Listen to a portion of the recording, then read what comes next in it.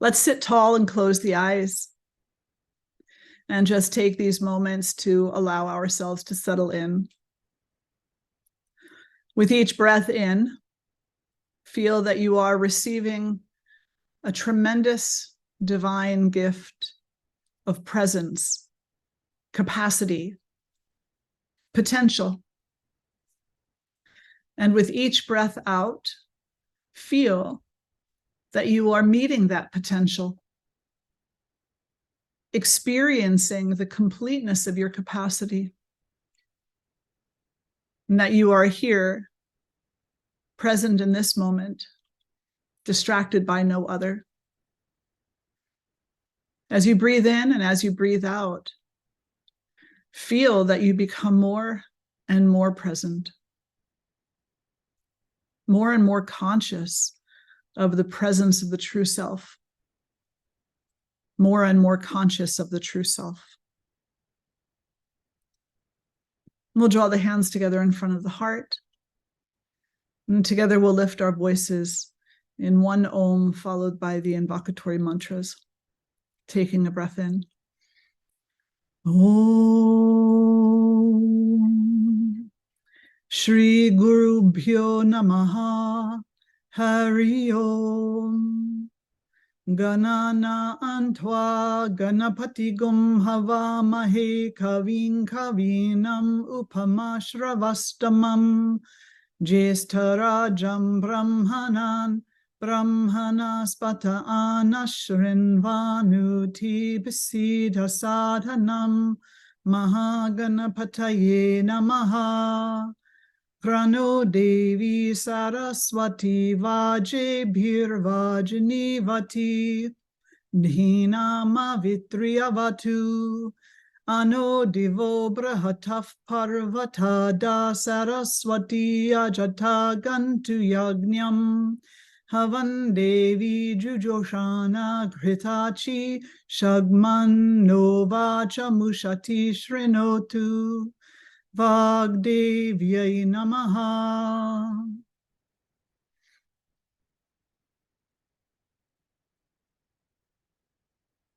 And gently fluttering the eyes open. So hello from Ireland. It's so good to see you all.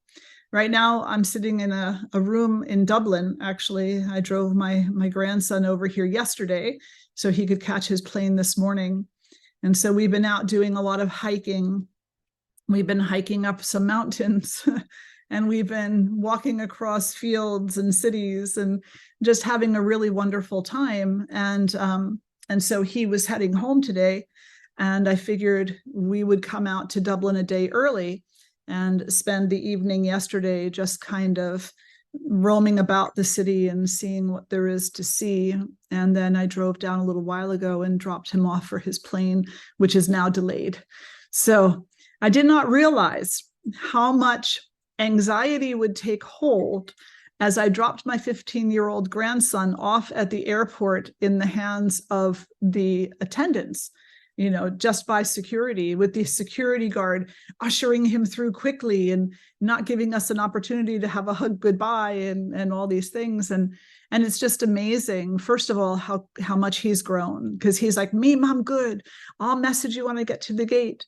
And I'm like, no, still in my mind, seeing my little 5-year-old Christopher who just wants more and more hugs, you know, and just seeing him grow up and just take control of his world. And it's really just been an amazing week to spend with him. And so I thank Jaya for letting him come out here with me this past week and empowering us both to just have this beautiful experience.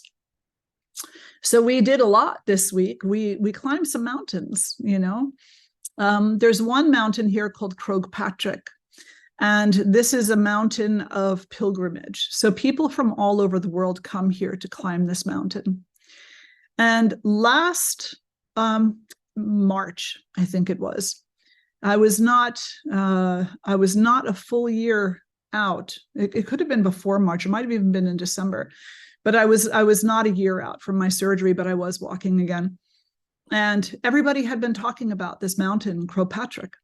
And I said, you know, I love to hike and I've always loved to hike. And so I wanted to go and hike this mountain. And So the day that I went out there the first time, it started off as a very nice day.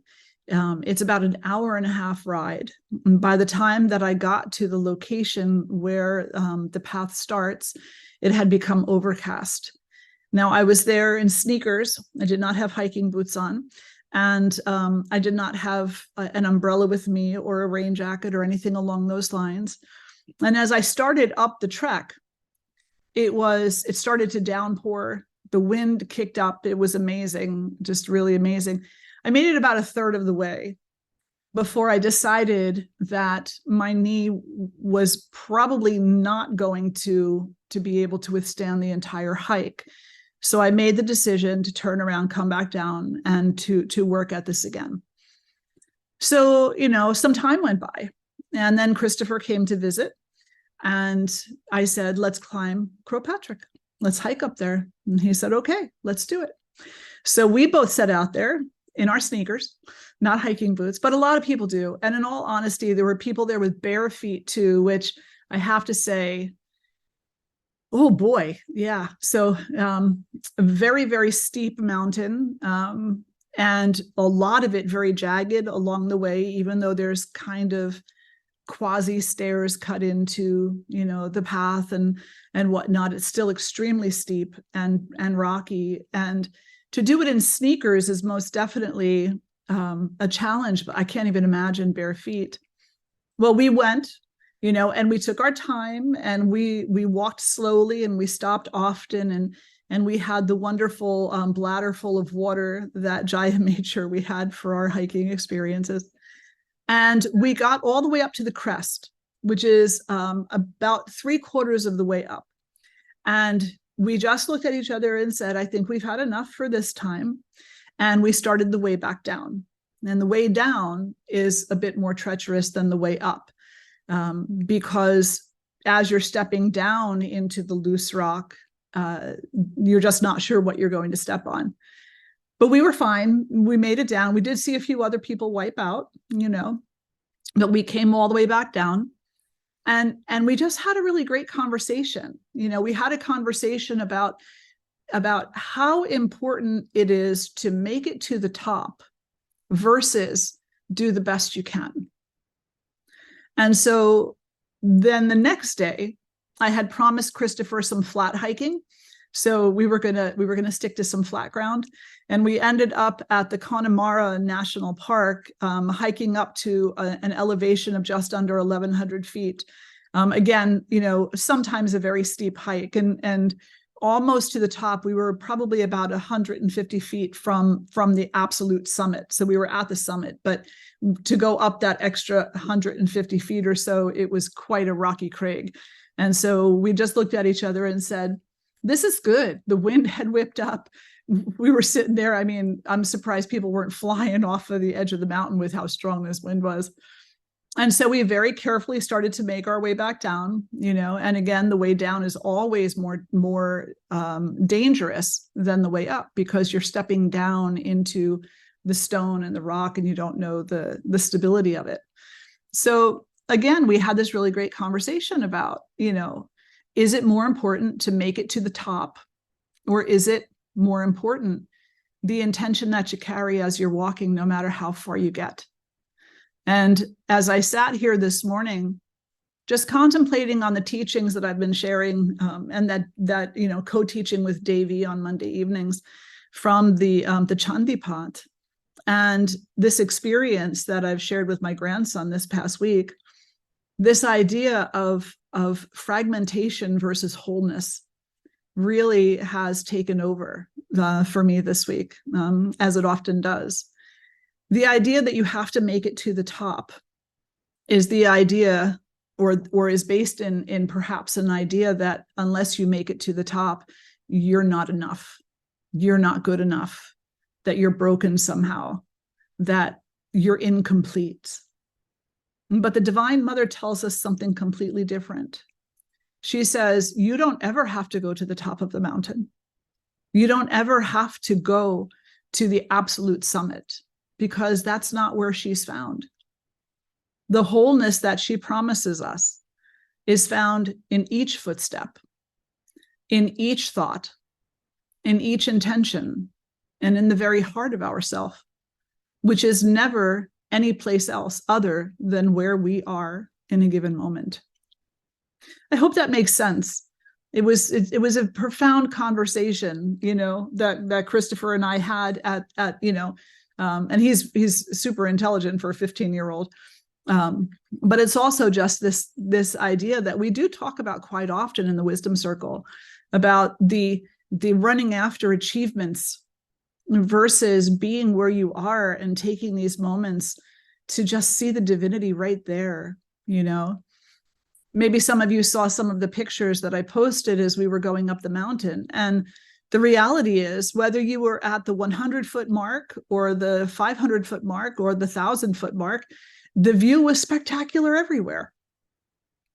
But most importantly, the view in the heart was the most spectacular with every footstep, with every breath. So this idea, fragmentation versus wholeness, this idea of what do I have to get to in order to know that I'm enough? What do I have to get to in order to know that I'm whole, in order to prove my value, my worth? Versus, I don't have to get to anywhere. I simply need to be here, be present in my actions, be present in my decisions, be present in my thoughts, be present in my intentions, be present in the moment. The fragmentation of trying to attain and achieve leaves us in this very vicious cycle of needing to achieve even more. And while it's a beautiful thing to watch, like with regard to the Olympics, we can watch all of these athletes who have just cultivated such skill over their life by breaking their own record over and over and over again. In our day-to-day life, when we live our life that way, where we're always trying to attain something more, something better, something outside of ourselves, some new medal, some new accolade, some new relationship with someone else, then this leads us to the experience of lack of clarity. It leads us to the experience of life as being something that's very unstable, unclear. In other words, as we move through life, attaching ourselves, grasping out at the achievements, it leaves very little time for us to sit with what is, for us to find that divinity, to see that divinity, to know that divinity as it exists in this very moment, without our manipulation, without our preference, and without our denying it. Does that make sense? Is that making some sense? Yeah. So in the Chandipat, in this very beautiful scripture that that we're sharing, Devi and I are co-teaching, we're sharing this with the students on Monday evenings. There's a couple of different battles that happen, but the battle in the second battle actually is one of my, I guess, favorite stories of the Mother Durga, and it is the story of Durga as she defeats Mahishasura, the buffalo-headed demon. And I've talked from time and time again about how if you read this story and if you look at this as the psychological battle of our humanity, of the karmic battle that each and every one of us go through in regard to our inner demons, then as we read about her battle, what we're actually reading about are the things, the steps that we ourselves must take in order to simplify ourselves, in order to become clear, and in order to be present. We can take on so much. We can take on climbing mountain after mountain after mountain. We can condemn ourselves when we stop 100, 200 feet from the summit. We can feel badly about ourselves if we only make it 3/4 of the way up. We can judge ourselves critically. We can say, I'm just not good enough. This is just not enough. We can have all of those different stories. Or we can say, the Divine Mother is right here with me. So whether I take another step or I stay right where I am, the most important thing for me to know is her. And she's no more 100 feet from here as she is right here. The only obstacle to seeing her is me. The only obstacle to knowing her presence is the same here as it is there, is in here, the mind, the ego. And so these steps that are laid out for us in this battle, in the Chandipat, in the second battle, it starts off with devoid of clear understanding. This demon, whose name is Chikasura, Cikasura, Chikasura. And that name, it translates roughly as devoid of clear understanding. When we're devoid of clear understanding, we think that it's more sacred at the top than it is at the middle or at the bottom. We think that the climb up the mountain is the sacred climb, not the walk around the base.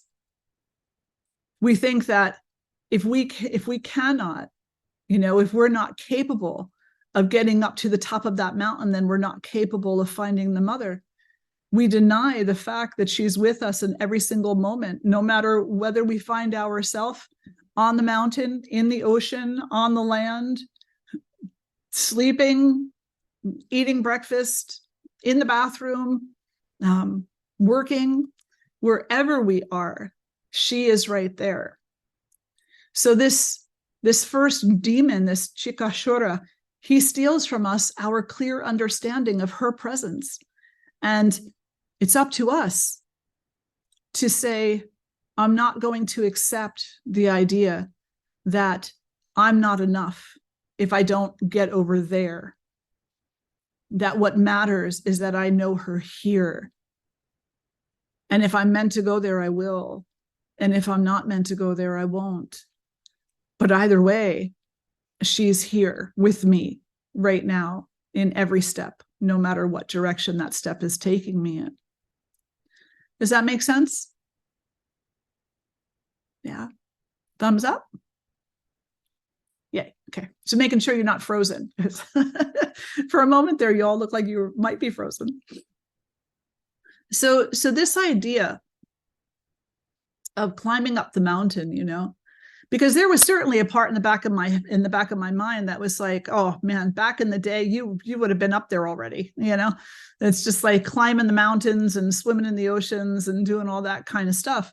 You riding the bike across state and all these other things. And then I'm watching this group of people riding bicycles, and there's this one man, and they're in a very hilly area. And there's this one man at the end of the group, and he's struggling. He's struggling, and you can see the sweat coming off of him, and you can see that, I don't know, maybe he didn't know how to ride a bike and this was his first time, but he was there and he was making the effort, and whether he had to get off of his bike and walk up the hill or he was able to muster the strength to get up there or not, she wasn't waiting at the top of the hill for him. She was every step he took. She was every pedal that he took. Every circumambulation of the pedals, she was there in every breath and every gasp, and he was gasping a little bit. So she was there in that, right? She was there everywhere. And doesn't that just make it more beautiful? Rather than to look at a human being and to say, oh, there's a poor soul suffering all alone, while the group that he's with is beyond there, beyond where he is at. Is to look and to recognize and to say, both things are happening. He is carrying the mother, and the mother is carrying him. He is carrying the mother in his heart, whether he knows it or not. And the mother is carrying him because of her divine love and compassion for all beings, for all of her children. So it gives life a different flavor when we begin to look at things from this perspective of how am I seeing things as fragmented? How am I seeing things in their wholeness? When I see things as fragmented, I expect her to be waiting over there somewhere. And who knows if I'm enough to get there? I may fail, right? That's where failure comes in some regards. Wholeness is when we recognize that she's here and there at the same time. And she's in every moment along the way between the two places, that she's never not present. And knowing that and looking out at the world with eyes that acknowledge that, excuse me, changes our perspective of the world. It empowers us to live life differently and to commit ourselves differently. Letting go of the story of our own failure, letting go of the stories of our own separation, fragmentation, broken into pieces. Of course, we have to work with that stuff a bit. There is work that has to be done there for each and every one of us. But even if we can let go of that just a little bit, not be so strangled by its hold, and we can begin to open our hearts and minds to her presence, seeing more of her beauty in every step, then we can begin to appreciate the struggle rather than curse it. We curse the struggle because we think we're alone in it. We say, I don't want to be the one who can't ride the bike up a hill. I don't want to be the one who can't make it to the summit. I don't want to be the one who can't do this. I don't want to be the one who can't do that, because I don't want to be alone. I want to be with others who are succeeding. But the reality is we're never alone, because she's right there with us. And it doesn't matter to her if you're at the summit or the base. The only thing that matters to her is the surrender of your own heart to her. Surrender your thoughts and your beliefs in brokenness, your thoughts and your beliefs in your own fragmentation. Surrender those things to her and offer the wholeness of your heart. And that's all she wants. And it doesn't really matter where that happens. The entire universe is an altar to her. The entire universe. And this is evident when in the Bhagavad Gita, Krishna said to Arjuna, that devotee who knows me, they can give me a blade of grass with the right intention. That blade of grass, and I'm paraphrasing, that blade of grass has more value than all the gold in the world. A drop of water, a thought. The offerings that we make don't have to be grandiose. We don't have to go broke buying, trinkets for our altar. We don't have to go broke making donations in the name of God. A blade of grass, given with the proper intention, has more value to it than all the gold in the universe. So the simplicity of our own surrender versus the achievements of the things that we doubted about ourselves, like making it to the summit versus walking around the base of the mountain. This demon, Chikashura, devoid of clear understanding, he is slain in the story in the Chandipat. And this is chapter 3 that this battle takes part in. He's slain by Mother Durga's bow of determination. And what this means is that our unclear understanding must be replaced by clarity. And clarity will only be acquired through our application of wisdom, the willpower to stay focused on the truth, the determination to know that truth, to live that truth, to be that truth. That's the bow of determination. The bow of determination is to stay steadfast on your path and to recognize when a Chik Ashura is showing up, you know, when that which is devoid of clear understanding is rearing its little head and it's saying, oh, you know, you're not enough, you're not enough, then to stop that and say, this is not true. This is just a story of my ego in an unhealthy moment. So let me use my determination to turn myself around and to remember she who has created everything everywhere is everything everywhere. There is nowhere she is not. So that place over there is no more or less important than this place right here. And if I cannot find her here, I will not find her there. I will take all the steps to get there and have a momentary satisfaction of my domination of the natural world. And then I'll start looking for the next challenge, the next slope to climb, the next summit to reach. Thinking, well, if she wasn't here, she must be up there.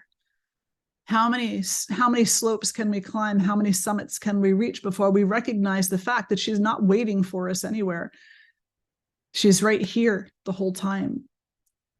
And really, it's simply up to us to turn ourselves around and to say, Ma, I know you're walking with me. Let's walk together.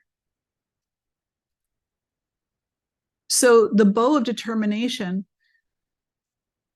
is the power to stay focused on that truth. And it's not a power that we can just invoke one time and all of a sudden everything is fixed.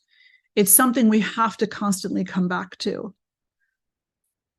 We need to constantly bring ourselves back to remembering, which means that we have to be on the lookout for the slippery slopes that we find ourselves on.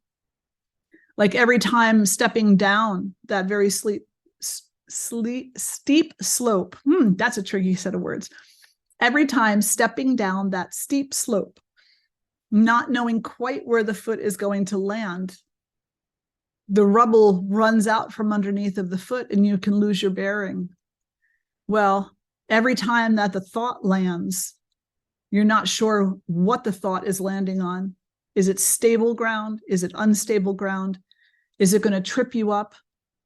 Is it going to cause you to lose your footing? You have to be on the lookout for that.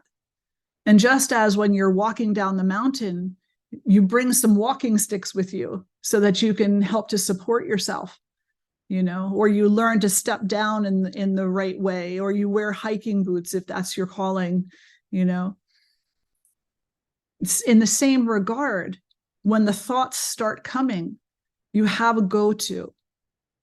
And the go-to might be mantra. The go-to might be meditation. The go-to might be simply invoking the mother or repeating something to yourself, such as, I choose to think of the mother. I choose to invest all of my thought power into the divine mother. Let me think of her and her only. And so we use that willpower, we use that determination to turn ourselves around so that the crippling thoughts don't become so crippling over time. The other way that this demon was slain was the arrow of speech. And this is kind of the second side of the bow of determination, because speech, whether it's verbalized or internal, has all the power in the world. So if the story that you're telling yourself silently is, oh, I'm always afraid, I'm never good enough, I never get these things done, she's over there, not over here. These words are full of non-truths. These words do not represent the truth. So you have to change the words.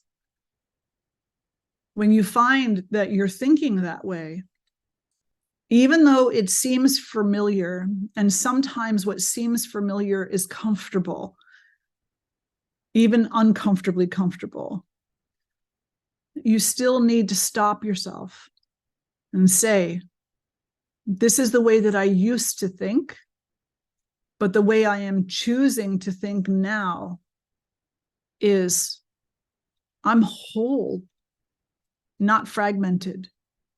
She is here, and she is everywhere. I am not alone in this. I am enough. I do not lack. I am not a failure. I am a process. And what that process is opening up to me is the truth of her, the truth of that divinity. The third way that he was killed was with her pike of concentration. You know, and so I love the way that these things talk, because it's like concentration, determination, speech as a method of truth telling, and not the truth like opinionated truth, but the truth, you know, the absolute truth, the divine truth. The pike of concentration is the thought power. So Swami Shivananda, who is the founder of the lineage that I took my sannyas vows in, Swami Shivananda has a very amazing book called Mind Power. Mind Power, Power of Mind. It's a pretty thick book, and I think it might be available online for free as a PDF download. If not, it doesn't cost very much at all. You can order it from India. You'll have it in a couple of weeks. But it's an amazing, amazing book, because it talks about the concentrated mind versus the chaotic mind, and about how the individual with a concentrated mind experiences life versus how the individual with a chaotic mind experiences life. How the individual with a concentrated mind comes to know divinity versus how the individual with a chaotic mind is constantly forgetting divinity. He talks about the power of the mind, how the mind's energy can be harnessed in order to correct these impure thoughts, impure behaviors, these tendencies that lead to our deeper suffering. It's such a big book, you know, it really is. And it's just such a great read. So if you are looking for some late summer reading, I definitely suggest that one, Mind Power by Swami Shivananda. But this pike of concentration, the one-pointedness, is what we talk about so much in meditation. We say, sit until you become one-pointed. In other words, sit until your concentration is perfected. And what is it that you're concentrating on? Well, initially, maybe you're concentrating on a dot on the wall, or a dot of light in you know, the periphery of your eyes when they're closed. But eventually, that point of concentration is divinity herself. Let that be your only focus. Let go of all of these other focuses. Don't worry about how much you can do or can't do for other people. Don't worry about how much you can or can't do for yourself. Don't worry about appearances, either those of others or yourself. Don't worry about acquiring or losing. Instead, think only of her. Only of her. And then you find out quickly why those other things are not what you think they are. They don't matter anywhere near as much as what you think they do, because you don't have control over them. You're not able to control the future. You cannot control what happens to this body. You cannot control how you grow older, at what rate, and with what amount of comfort or discomfort. You can influence it a little bit, but you cannot control it. You cannot control the storms in nature or the storms in other people's minds. You cannot control that. So stop trying to, and instead concentrate on your own inner self. Control that. the innermost self. And what I mean by that is sit with that, be with that, with the inner presence. Because your innermost self, on some immutable level, is her. The innermost self is her. The energy, the consciousness is the same. The outermost self is who we think we are.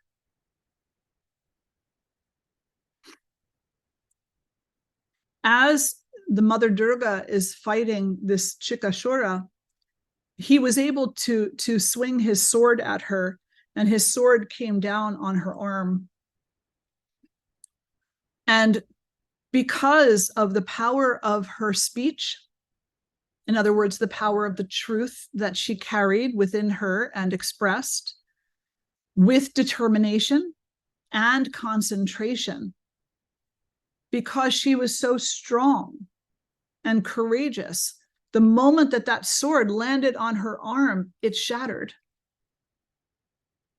It couldn't be kept together.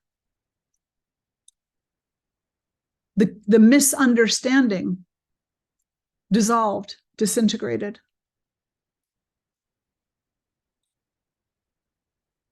If you want to know the truth, then you have to speak the truth, because it's only when we speak the truth that the lies fall away. Because in order for the lies to mean something, they have to be given power. So be strong like the Divine Mother, strong in truth, and let the misunderstandings of life fall away. Let the misunderstandings fall away and the confusion. And what does that mean if you have questions about what it is that we're talking about? Then is that misunderstanding? And yeah, that's misunderstanding too. Ask the questions that you need to ask, and if you're not sure about something, seek guidance for that which you are not certain about. But also understand that any part of even the idea, well, I don't really know if she exists. Any kind of idea like that, any kind of thought like that, is your ego resisting the truth, because it knows that truth is the annihilator of the ego. So it tries to come across as innocently asking a question. Well, what if I don't know if she exists? What if I don't believe in her? Am I damned then if I don't believe in her? That's the ego looking for an out. That's the ego looking for a reason to become strong in its resistance. So ask whatever questions that you have to ask along the way, but just to understand that most questions come from that place of egoic resistance. And it's okay to have them. But once you receive an answer, sit with that answer, whether you're satisfied with it or not. And over time, see if it unfolds even further for you.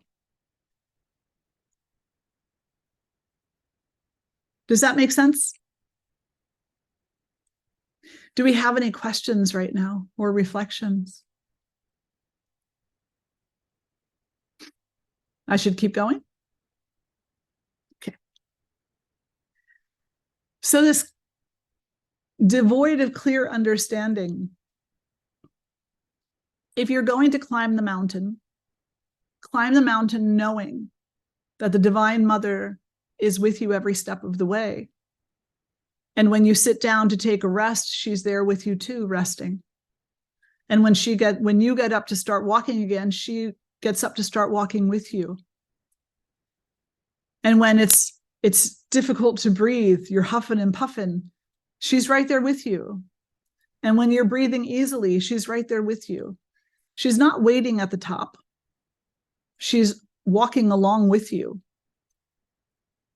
There's nothing wrong with thinking about her also being at the top, as long as you don't take her away from your side or out of your heart. But you could see that she's everywhere all at once. So not only is she in every footstep that you're taking, but she's also in every rock that you're sitting on. She's in every flower that you smell along the way. She's in every little baby sheep that you encounter along the way, in every butterfly that flutters past.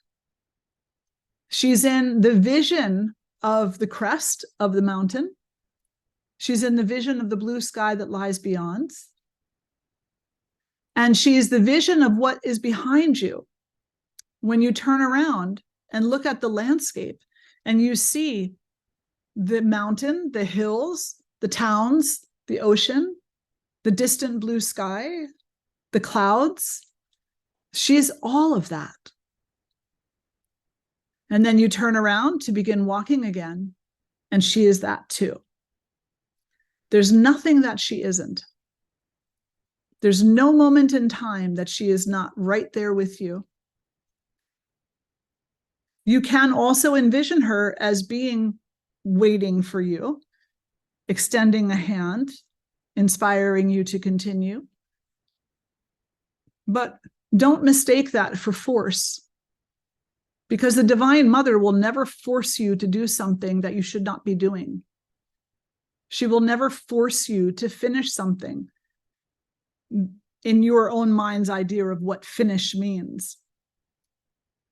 She will never say to you, you didn't make it to the summit, so it's not good enough. That's your ego talking to you, not her. Because she will just simply say, have you given me your heart? It's all I want from you. Now, the other demon that the Mother Durga, she fights quite a few of them, actually, quite a few of them. But one of the other major demons that the Mother Durga fights in this beautiful chapter 3 is a demon called fickleness. Fickle. Can you imagine that? There's a demon who is named after fickle, the fickle mind.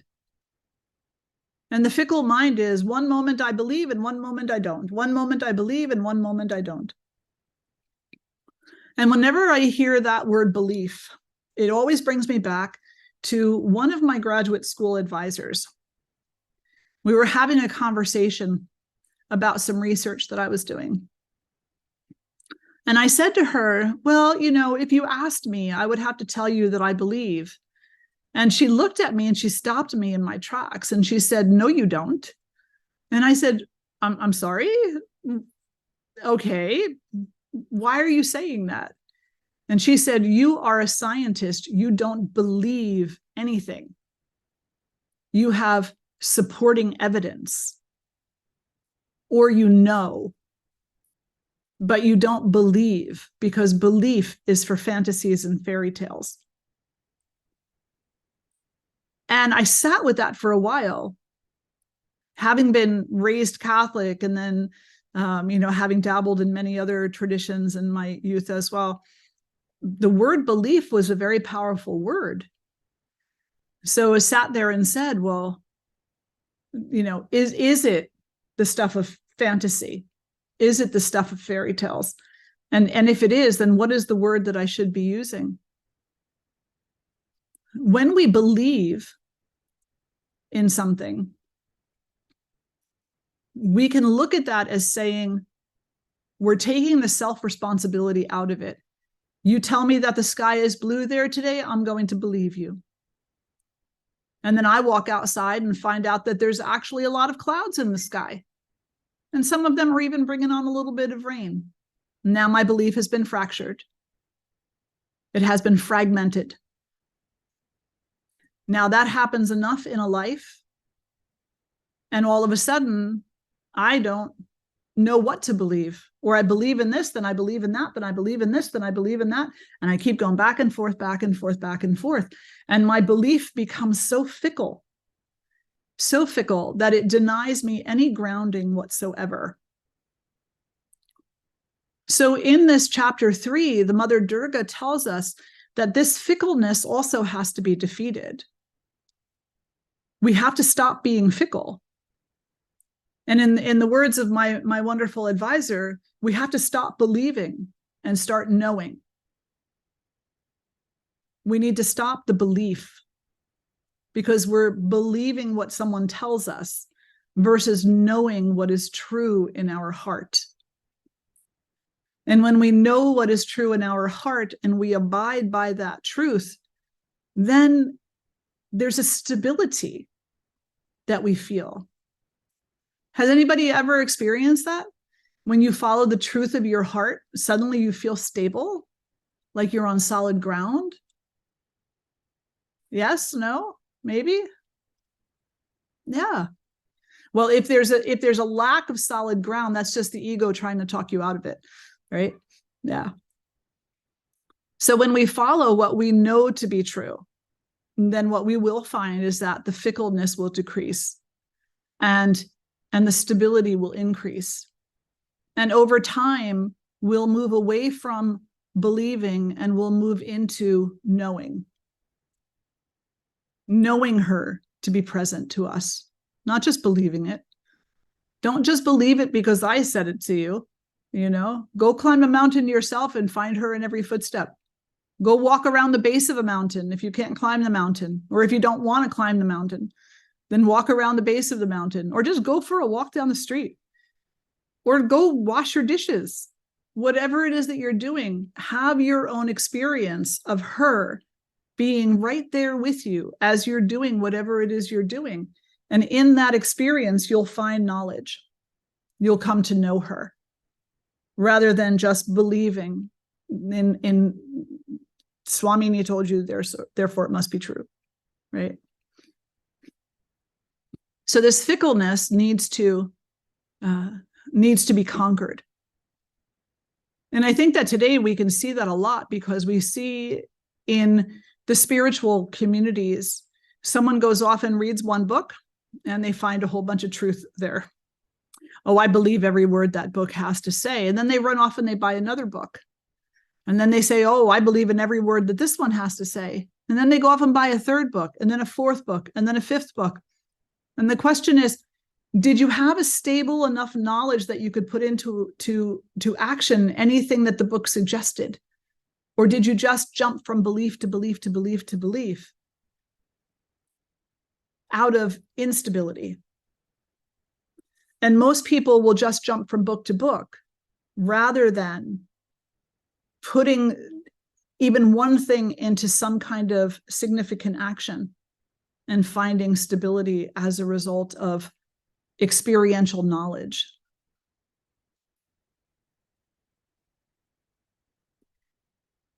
So just some of the other demons that the Mother Durga slayed in this and other chapters. Haughtiness. Haughtiness is such a great one, right?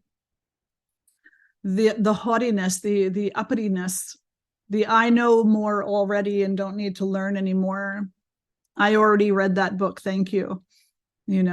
Getting rid of that attitude, getting rid of the haughtiness and being humble instead. The disbelief. So we don't want to fall prey to belief, but we also don't want to disbelieve. What we want instead is knowledge. Experiential knowledge.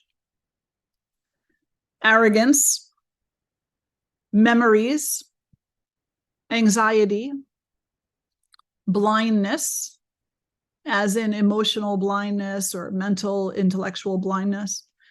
Violent temper is another one that she slayed. Passion is another one she slayed. The one called the Great Deceiver, she also slayed. She slayed hypocrisy. She slayed temptation. And she slayed the foul mouth. I love that one. She slayed the foul mouth. She slayed the mouth that only told lies. And so with that one, it's an example to us that we need to curb our tongue. There's actually one impression of the Divine Mother where, and I'm trying to remember if it's Chandraganta, but she's standing over this man and she's holding his tongue in between her fingers, and it's like sticking out of his mouth, and she's got the sword in the other hand, and she's about to cut out his tongue. And what does that represent? Because it sounds pretty harsh. Well, he was speaking non-truths to her. He was denying her. And so it's symbolic of not using your tongue for that purpose, not allowing your mouth to be the vessel for lies, for deceit, for hurt, for harm, for violence, for deceit. I said deceit, for hypocrisy, not allowing your chamber of your mouth, your tongue, your teeth, and your sound box to be used for anything except for what brings you closer to the truth of her. So this idea of fragmentation versus wholeness, and the idea that we walk through a lot of our life feeling like we're broken in pieces, and that none of those pieces add up, no matter how many times we try to glue them back together, that we are always lacking something, versus practicing seeing her in every step, in every breath, in every moment, and knowing that wholeness is always with us. Because as the beautiful Shiva mantra tells us, excuse me, I am not this body. I am not this mind. I am not even these 5 pranas. I am something else. What am I? I am bliss absolute. In other words, I am the consciousness. This body is my vehicle. It's carrying me around in this life. And at one point in this life, sure, it walked up to the summit. It hiked up to the summit. Yeah, absolutely. It could do all kinds of things. At another point in life, it can't. Another point in life, it says, you know what? I'm going to stop just a little shy of that, or a lot shy of that, or maybe not even go, maybe take an alternate route. And each way that you experience life is nothing more than another way to experience life. And so if you claim to love diversity, how many of you claim to love diversity? Raise of hands. Who loves diversity? All right, start with your own. Start with your own. So if you love diversity so much, begin with how you're diverse. And see that there's no difference between hiking the mountain and walking the base. That it's the intention of each step that matters. It's the love in the heart that matters. And it's the knowledge that she's there with you the entire time. Never take your mind off of her. Just keep putting your mind to her. Keep putting your mind to her, so that you don't become lazy, so you don't become disenfranchised, so you don't become doubtful, so you don't become arrogant, so you don't dwell in your memories, so you don't give in to temptation, so you don't give in to your temper, so that you don't become blinded to the truth, so that you don't succumb to anxiety. Keep your mind focused on her, and do everything you do for her. And don't do it for the ego. Are there any questions or reflections at this point?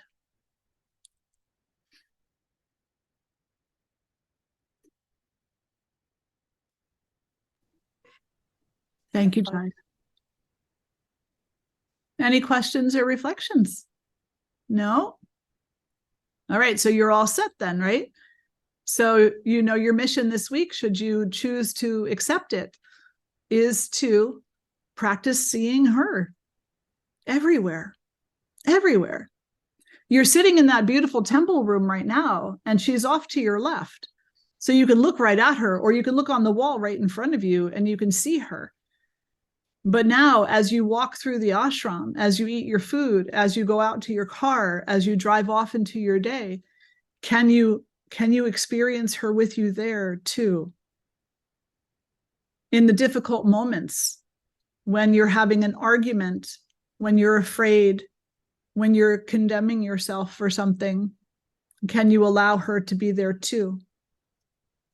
So that's your mission this week. Allow her to be with you as often as possible and keep working on it, because it'll only ever be more. It'll only ever be more. So let's sit tall. We'll close the eyes and take a nice breath in and a nice breath out. And draw the hands together in front of the heart. And together we'll lift our voices in one Om. Om.